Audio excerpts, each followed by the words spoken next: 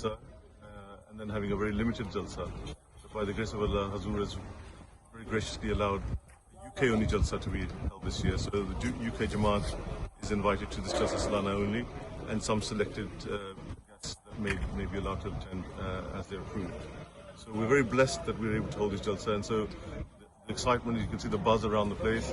We've got all the Khudama here preparing, we've got meetings going on, and this has been started, the work started basically back in December when the Jalsa team was first announced, and we've been working frantically to get this Jalsa up and running, and now all these plans are hopefully, inshallah, coming to fruition. Most of the marquees are now up, and we're now in readiness. But as you may be aware, from last year's Jalsa, there was a heavy downpour, and even though it was a limited Jalsa, people really did suffer with the downpour, and the conditions on site were totally unbearable. And maybe this is Allah's will that it had to happen with a limited Jalsa, because had we had the full Jalsa of maybe 40,000 or so that we had in 2019, perhaps we couldn't have coped with the deluge that took place. But from that, as Anwar said, we should set up an office here in Jalsa Salana, Jalsa Salana permanent office all year round, which you see behind me. First thing we did, and he also said we should have a full investigation to make sure that we have find out why this site is waterlogging so quickly, and what is it that we can do to prevent this sort of thing happening again. So by the grace of Allah, under the instruction of Anwar, we carried out a full program of investigation, and a very large firm, a national and international firm, did a full survey of the site and found out exactly what's wrong with it. Obviously we knew there's a high clay content, but we also wanted to know what we need to do to put that right. And they gave us a full scheme that needed to be implemented. A new land drains had to be installed throughout the site. And by the grace of Allah, now 6 months on, 7 months now, that we've now had all that work, mashallah, completed. And by the grace of Allah, just in time for our works to start as far as the Jalsa setup is concerned.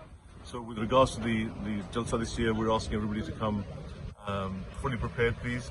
Again, because the COVID is still rampant, as you know, so we're asking people where they can make sure they try and do the tests at home before they come. And of course, ideally, we want everybody to be double vaccinated, fully vaccinated. And if they haven't, and if they come on site and they're not vaccinated, we will carry out a lateral flow test here to those that are allowed to attend this Jalsa. So those are the instructions. Please make sure you come with your mask, because of course that's also something that's we're making sure is compulsory. And where you can, bring your own janamaz, and always try and keep distance between yourself and the person who's next to you as much as possible. I know it's difficult because after a long time people are getting together, but we're asking people to be very respectful of the fact that this pandemic is still very much with us, and we should be very careful not to pass on the disease to the young. So you mentioned some groundworks happening, stuff like that, with the survey. What's the exact purpose of those groundworks? Again, because the water logging on site, the groundworks had to be installed, new land drains to take the water away from the site into streams and away from this site altogether. So over the 200 acres, land drains have been installed at great expense to the Jamaat. But alhamdulillah, the work has been successful, and we can already see the effects of the land drains that have been installed. The site is grown hard, and the water that's dissipated from the land took a few days, but then we could see the effects of those land drains by the grace of Allah. So we're very blessed.